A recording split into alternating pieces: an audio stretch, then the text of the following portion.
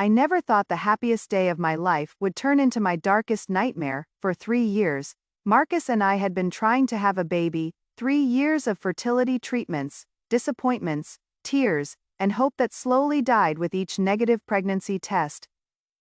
Marcus was always the optimist. "Don't worry, babe," he'd say, holding me while I cried after another failed cycle. "We'll find a way, we'll have our family." I believed him, I trusted him completely. That was my first mistake. When Dr. Ramirez finally told us that my chances of carrying a pregnancy to term were almost zero due to severe endometriosis, I felt like my world collapsed. I was sitting in that sterile office, fluorescent lights buzzing overhead, when she gently explained our options.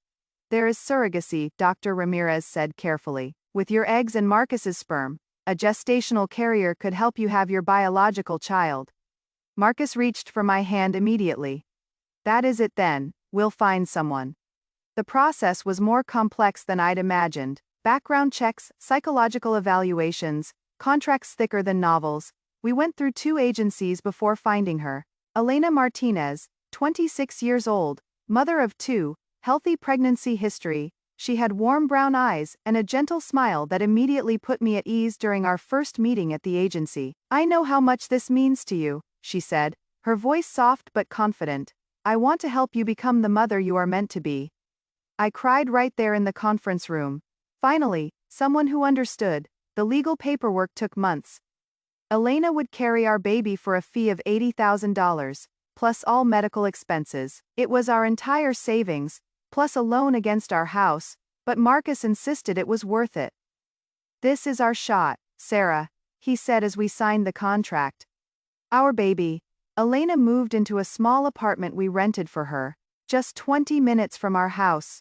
I wanted to be close, to be involved in every step of the pregnancy. Marcus thought I was being too intense, but Elena seemed to appreciate my attention. I drove her to every appointment. We picked out baby clothes together. We even started taking prenatal yoga classes as a team. For the first time in years, I felt truly happy. The first trimester was rough. Elena had terrible morning sickness, and I felt guilty that she was suffering for my dream. I brought her ginger tea and crackers every morning before work. "You don't have to do this," she'd say, but I could see she was grateful for the company. Marcus was supportive but distant. "You are getting too attached," he warned me one evening. "Remember, this is a business arrangement." His words stung, but I understood his caution. We'd both been hurt before. By the second trimester, everything seemed perfect. The baby was healthy, growing right on schedule. Elena was glowing, and I was documenting everything in a pregnancy journal I planned to give to our child someday. That is when the first strange thing happened. I went to pick Elena up for our routine checkup, but she wasn't at her apartment. The landlord said she'd left early that morning with someone in a dark blue sedan. Marcus drove a dark blue BMW. When I called him, he said he was in meetings all day. Maybe she took an Uber to the appointment. But Elena always waited for me. It was our routine. At the doctor's office, Elena seemed different. Nervous, she kept checking her phone and barely made eye contact with me during the ultrasound. "Is everything okay?" I asked as we watched our baby moving on the screen. "Of course," she said quickly, "just tired." But something felt off. The second strange incident happened 3 weeks later. I stopped by Elena's apartment with dinner, but she wasn't there. Her neighbor, Mrs. Chen, mentioned seeing Elena with a handsome man regularly. "He visits quite often," Mrs. Chen said. "Brings flowers sometimes, very romantic." My stomach dropped. Elena had mentioned she wasn't in a relationship. In fact, she'd specifically said she was single, which was part of why she'd chosen surrogacy. That night, I couldn't sleep. I lay next to Marcus, listening to him breathe, trying to shake off my paranoia. But something was nagging at me. I started paying closer attention. Elena would sometimes seem surprised to see me at appointments, as if she'd forgotten I was coming. She'd developed habits that seemed expensive for someone living on our modest stipend: designer handbags, professional manicures, lunch at upscale restaurants. When I asked her about it, she always had explanations. "My sister bought this for me. I found a great deal. A friend treated me." But the explanations never quite added up. The breaking point came during our 28-week appointment. Dr. Ramirez was running late, So Elena and I sat in the waiting room longer than usual. Elena's phone buzzed with a text. She glanced at it and smiled. The kind of secret, happy smile I recognized, because it was the same one I got when Marcus texted me sweet things. She was typing a response when I glimpsed the contact name at the top of her screen. My love. My heart stopped. Elena noticed me looking and quickly turned her phone face down. Sorry, my sister's being dramatic about her boyfriend drama, she said, but her cheeks were flushed. Sisters don't usually save each other's numbers with heart emojis. That night, I did something I'd never done before. I checked Marcus's phone while he was in the shower.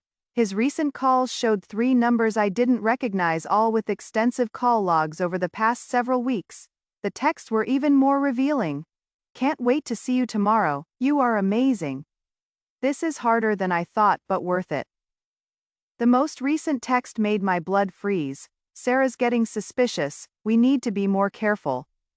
My hands were shaking as I scrolled through more messages, months of conversations, plans to meet, intimate exchanges that made me feel sick, and then I found the smoking gun text from 2 days ago. The baby kicked so hard today, I think he knows his daddy's voice. Daddy's voice, I barely made it to the bathroom before I threw up. Marcus found me on the bathroom floor 20 minutes later sobbing. Sarah, what is wrong? Is it the baby? I looked up at him, this man I'd loved for 7 years, this man I'd trusted with my deepest dreams, and saw a stranger. How long? I whispered. His face went pale. What are you talking about? I held up his phone. How long have you been sleeping with Elena? The silence stretched between us like a chasm. I watched Marcus cycle through denial, anger, and finally resignation. It is not what you think, he said finally. It is exactly what I think. My voice was surprisingly steady. You are having an affair with our surrogate, the woman carrying our baby. Sarah, listen. Number. I stood up, amazed at how calm I felt. You listen. I saw the texts. I saw how you call her, my love. Really, Marcus? You couldn't even be creative. He ran his hands through his hair, a gesture I'd once found endearing. Now it just looked pathetic. It just happened, he said. We spent so much time together with all the appointments and... Don't you dare. My voice cut through his excuses like ice. Don't you dare make this sound accidental. You planned this. The look that flashed across his face told me I was right. You did plan this. The pieces were falling into place with horrifying clarity. The whole thing, the surrogacy, Elena, all of it. Sarah, you are being paranoid. Am I? Let me guess how this really happened. You found Elena first. You probably met her months before we even started looking for a surrogate. You set this whole thing up so you could have your affair, and make me pay for it. Marcus's silence was answer enough. And the baby? I asked. Though I already knew the answer would destroy me. Marcus looked away. The baby isn't mine, is it? Sarah, is it mine? Genetically. Yes, he said quickly. It is your egg. But you never used my eggs, did you? Elena got pregnant the old-fashioned way, with you. The way his shoulders sagged told me everything. I sank onto the edge of the bathtub. So let me get this straight. You've been having an affair with our surrogate, who is actually just your pregnant mistress. You've made me pay $80,000 for the privilege of funding your love nest, and you've let me believe for 7 months that I am going to be a mother, when really, you are just going to take the baby and run off with her. It is not like that. What is it like then? Marcus, explain to me how this is anything other than the most elaborate, cruel con I've ever heard of. Marcus sat down heavily on the toilet seat. I never meant for it to go this far. How far did you mean for it to go? I thought maybe after the baby was born, we could figure things out. Maybe you'd understand. Understand what? That you love her more than me, that you want a family with her instead of me. Sarah, I do love you. No, you don't. I stood up again, surprising myself with how steady my legs felt. You don't steal from someone you love. You don't lie to them for months. You don't make them pay for your betrayal. Where are you going? Marcus asked as I walked toward the bedroom, to pack a bag. Sarah, wait, we can work this out. I turned around. Marcus, in about 7 weeks, Elena is going to give birth to your child that you made together. While lying to me and taking my money, what exactly do you think we're going to work out? I packed a small suitcase with the essentials. Marcus followed me around the house, pleading, explaining, making promises he had no intention of keeping. You can have the house, I said as I grabbed my keys. Sell it? You'll need the money for your new family. Sarah, please, just promise me one thing, I said, pausing at the front door. When Elena gives birth to your son, and yes, I know it is a boy, I was at every ultrasound. Don't name him after your father like we planned. That was our dream. Pick something new for your new life. I walked out of the house we'd bought together, the house where we'd planned to raise our children, and I didn't look back. For 2 weeks, I stayed in a hotel room and cried. I called in sick to work, ordered room service, and tried to process the magnitude of Marcus's betrayal. Elena called me several times, but I didn't answer. What was there to say? Congratulations on seducing my husband and stealing my life. Marcus texted constantly. Apologies, explanations, please to talk things through. I blocked his number. It was my sister Jennifer who finally forced me back into the world. You can't hide in that hotel room forever, she said, sitting on the edge of my bed during one of her daily check-ins. You need a plan. My plan is to disappear, I said. Maybe move to another state, start over. That is not a plan, that is surrender. What else am I supposed to do, Jen? He won, he got everything he wanted, the woman, the baby, the money. I have nothing left. Jennifer studied me for a long moment. Do you remember what Mom used to say when we were kids, and someone was being mean to us at school? I shook my head. She'd say, don't get mad, get smart. What is that supposed to mean? It means you are looking at this all wrong. You think Marcus won, but he hasn't won anything yet. The game isn't over. What game? There is no game. It is done. Sarah, think about this logically. Marcus committed fraud. He took your money under false pretenses. He made you sign contracts based on lies. That is not just betrayal. It is criminal. I sat up straighter. What are you saying? I am saying you have options you haven't considered. That night, I couldn't sleep. I kept thinking about what Jennifer had said, about options I hadn't considered. The next morning, I called my lawyer. Patricia Williams was a family law attorney I'd found through an online search. She specialized in surrogacy contracts and reproductive fraud, apparently a more common problem than I'd realized. Mrs. Chen, she said after I'd explained the situation, what your husband did is called reproductive deception. It is grounds for both criminal charges and civil lawsuits. Criminal charges, fraud, theft by deception, potentially more depending on what we can prove. The fact that he used your money to fund an extramarital affair while lying about the nature of the surrogacy arrangement, that is serious. For the first time in weeks, I felt a spark of something other than despair. What would I need to prove? Text messages, bank records, witness testimony. Do you have access to any of that? I thought about Marcus's phone, about the months of texts I'd seen. Some of it. We'll need more. But Mrs. Chen, I have to ask, what outcome are you looking for? Revenge? Money, custody? I was quiet for a moment. What did I want? I want the truth to come out, I said. Finally, I want them to face consequences for what they did. And, I want my life back. Patricia smiled. Now we have something to work with. The investigation took 3 months. Patricia hired a private investigator who documented Marcus and Elena's relationship. We subpoenaed bank records showing how my money had been used for Elena's apartment, her expenses, and even a secret bank account Marcus had opened in both their names. The private investigator discovered that Marcus and Elena had been having an affair for over a year before we'd even met her. They'd planned the fake surrogacy from the beginning. More damning, we found evidence that Elena had lied on her surrogacy application. She'd claimed to be single and financially stable, but she'd been evicted from her previous apartment for non-payment of rent and had defaulted on several credit cards. The medical records were the final nail in the coffin. When Patricia obtained Elena's complete medical file through legal discovery, we learned that Elena had never undergone the IVF procedure we'd paid for. She'd simply gotten pregnant naturally with Marcus, and then lied about the timing. This is bigger than fraud, Patricia told me as we reviewed the evidence. This is organized deception, spanning multiple institutions, the clinic, the agency, even Elena's financial records. Everything was falsified. Can we stop them from taking the babies? Sarah, I need to be clear about something. Biologically, this baby is Marcus and Elena's child. You have no legal claim to custody. My heart sank. So they get away with it. I didn't say that. They don't get away with anything. But we need to be realistic about what victory looks like here.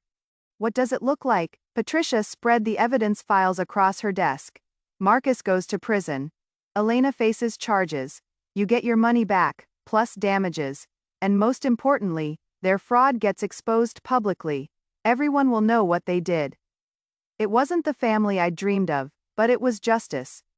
The baby was born on a Tuesday in March. I heard about it through my lawyer. Marcus had been required to notify the court of any major developments in the case. Elena had a healthy baby boy, 8 pounds. 2 ounces. They named him Gabriel. I cried for 3 days. But on Friday, Patricia called with news that changed everything. Sarah, you need to get down here immediately. What is wrong? Elena wants to make a deal.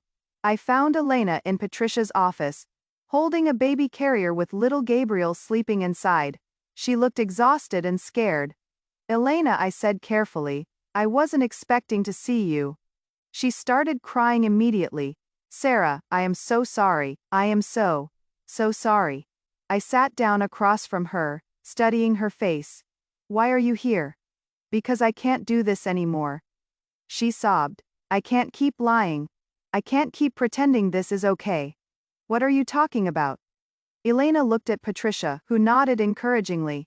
Marcus? He is not who you think he is. He is not who I thought he was either. What do you mean? The money you paid us. He took most of it. I only saw about $20,000. He said the rest went to medical expenses and legal fees. But I found out he was lying. I felt that familiar punch to the gut. Where did it go? He has another account, in his name only and... Elena's voice dropped to a whisper. I think there are other women. Other women. I found texts on his phone, from someone named Rachel, and another woman named Amanda. The texts were intimate, like the ones he sent me. Patricia and I exchanged glances. Elena, Patricia said gently, are you saying Marcus has been unfaithful to you as well? Elena nodded miserably. I think he has been running this same scam on multiple women. I think I am just one of many.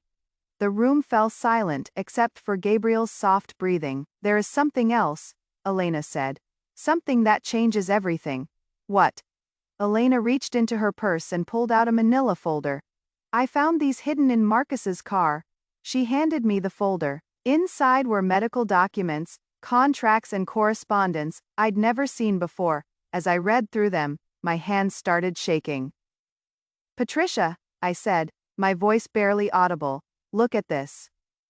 The documents revealed that Marcus had been running surrogacy scams across 3 states. There were at least 6 other couples who had paid him for surrogacy services that were never provided. One couple in Nevada had paid him $90,000 and never heard from him again. But the most shocking document was at the bottom of the pile. It was Elena's real medical file, not the one we'd been shown by the agency. Elena had never had 2 successful pregnancies as claimed. In fact, she'd had 3 miscarriages and 1 stillbirth. Her medical history made her a high-risk candidate for surrogacy, which was why legitimate agencies had rejected her. Elena, I said slowly. Did you know about this? About your medical history? She shook her head. Marcus told me I was perfect for surrogacy. He said my history was exactly what couples were looking for. I believed him. So you had no idea you were high risk? Not until after Gabriel was born, when I had complications during delivery. The hospital doctors told me I should never have been approved for surrogacy. That is when I started asking questions. I looked down at Gabriel, sleeping peacefully in his carrier. Elena, what kind of complications? Severe postpartum hemorrhage. I almost died. I needed emergency surgery and multiple blood transfusions. Elena's voice was shaky. The doctors said if I ever get pregnant again, it could kill me. The enormity of Marcus's deception was becoming clear. He hadn't just defrauded me, he'd endangered Elena's life. Why are you telling me this now? I asked. Elena reached over and gently touched Gabriel's hand, because I realized something when I was lying in that hospital bed, bleeding and thinking I might die. I realized that Gabriel deserves better than this, better than being born from lies and fraud. What are you saying? I am saying I want to make this right. For all of us. Patricia leaned forward. Elena, what exactly are you proposing? I want Marcus prosecuted for everything he has done. I'll testify against him. I'll turn over all the evidence I have. And in exchange. Elena looked directly at me. Sarah, I know legally Gabriel is my son, but morally, this whole situation is wrong. You wanted a baby. You paid for a baby, you deserve to be a mother. My heart stopped. Elena, what are you saying? I am saying I want you to adopt Gabriel. The room was completely silent. I can't keep him knowing how he came into this world. Every time I look at him, I see Marcus's lies. I see your pain. I see my own stupidity. Elena was crying again. But when I look at you, I see someone who would love him the way he deserves to be loved. I couldn't speak. I could barely breathe. Elena, Patricia said carefully. This is a very big decision. You don't have to make it right now. Yes, I do, Elena interrupted. I've been thinking about this since the day he was born. Gabriel deserves a mother who chose him, not one who was manipulated into having him. I finally found my voice. Elena, are you sure? Really sure? She nodded. You were at every appointment. You picked out his clothes. You were more excited about him than I ever was. You are already his mother in every way that matters. I looked down at Gabriel, this beautiful baby boy who had been born from such ugly circumstances. But what about you? What will you do? I am going to testify against Marcus. I am going to help you get your money back, and then I am going to disappear and try to rebuild my life somewhere far away from here. Elena, you don't have to disappear. We could figure something out, visitation, or, she shook her head. Sarah, I need you to understand something. I don't want to be Gabriel's mother. I never did. I got into this for the money and stayed for Marcus. But I never wanted to be a mom again. Again. Elena was quiet for a moment. The 2 children I claimed to have, they were taken away from me by child services when they were little. I was using drugs, living with an abusive boyfriend. I am not mother material. Another lie revealed. But Gabriel was born clean and healthy because of you. Because you made sure I ate right and took vitamins and went to all the appointments. You saved him before he was even born. I started crying then. Deep sobs that came from someplace I'd thought was empty. Patricia handed me tissues. Sarah, this is a lot to process. You don't have to make any decisions today. Yes, I said through my tears. Yes, I want to adopt Gabriel, if Elena is sure, if it is legal, if it is possible. Yes. Elena smiled for the first time since I'd known her. Then let's make Marcus pay for what he has done, and let's give Gabriel the life he deserves. The legal proceedings took 6 months. Marcus was arrested and charged with multiple counts of fraud, theft, and racketeering. The investigation uncovered 7 other couples across 4 states who had been victimized by his surrogacy scams. Elena testified against Marcus in exchange for immunity and full cooperation with the authorities. Her testimony was devastating. She provided evidence of premeditation, documentation of the false medical records, and recordings she'd made of Marcus admitting to the fraud. Marcus was sentenced to 12 years in prison and ordered to pay restitution to all his victims. The total amount exceeded $500,000. The adoption process was complex but successful. Elena signed over all parental rights, and after a thorough home study and psychological evaluation, I was approved to adopt Gabriel. The day the adoption was finalized, Elena came to the courthouse with me. Are you sure about this? I asked her one last time as we stood outside the judge's chambers. I've never been more sure of anything, she said. Gabriel is meant to be yours, Sarah. This whole horrible mess, maybe it was just the universe's really twisted way of getting him to the right mother. Inside the courtroom, Judge Morrison made it official. Gabriel Marcus Chen became Gabriel Marcus Williams, taking my maiden name as his new last name. As I held my son for the first time as his legal mother, I thought about everything that had brought us to this moment. The lies, the betrayal, the heartbreak, it had all led to this. Gabriel opened his eyes and looked at me, and I swear he smiled. That night, Elena and I sat in my living room, the same room where I'd discovered Marcus's betrayal 9 months earlier. I have something for you, Elena said, pulling out a thick notebook. What is it? A pregnancy journal. I kept track of everything during the pregnancy, every appointment, every milestone, every time he kicked. I thought maybe someday, you'd want Gabriel to know about those 9 months. I opened the journal and saw pages of Elena's handwriting, detailed accounts of doctor visits, lists of foods she'd eaten to keep Gabriel healthy, notes about my reactions to ultrasound appointments. Elena, this is beautiful. I wanted him to know that even though everything about his beginning was messed up, he was wanted. He was loved, you were there for all of it, even when you didn't know the truth. I hugged her then. This complicated woman who had helped destroy my marriage, but had also given me my son. What will you do now? I asked. I am moving to Oregon. My aunt lives there, and she has offered to help me get back on my feet. I am going to go to school, maybe become a nurse. That sounds wonderful. Sarah, can I ask you something? Of course. Will you tell Gabriel about me someday? Not the ugly parts, but will you tell him I cared about him enough to make sure he got the right mother? I'll tell him you were brave enough to do the right thing when it mattered most. Elena left the next morning. I never saw her again, but I got a Christmas card from her 3 years later. She'd graduated from nursing school and was working in a pediatric ward in Portland. She'd met someone, a good man who knew her history and loved her anyway. Gabriel is 5 now. He is smart and funny, and he loves dinosaurs and building blocks and the color blue. He calls me Mama and has no memory of the complicated circumstances of his birth. Sometimes I look at him and think about Marcus, rotting in prison, missing all of this, missing bedtime stories and first steps and the way Gabriel laughs when I tickle him. Marcus chose lies and betrayal over love. He chose money over family. He chose cruelty over kindness. He lost everything. But I didn't. I got my son. I got my life back. I got my strength. Elena was right. The universe works in mysterious ways. Sometimes the most devastating betrayals lead to the most unexpected blessings. Gabriel doesn't know his origin story yet, but someday I'll tell him.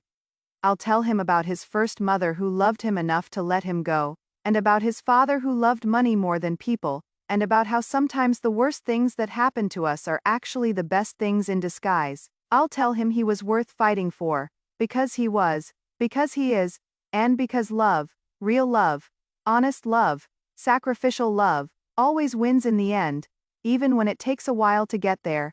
Fairy betrayal has a purpose. Every lie reveals the truth. Every ending is a new beginning.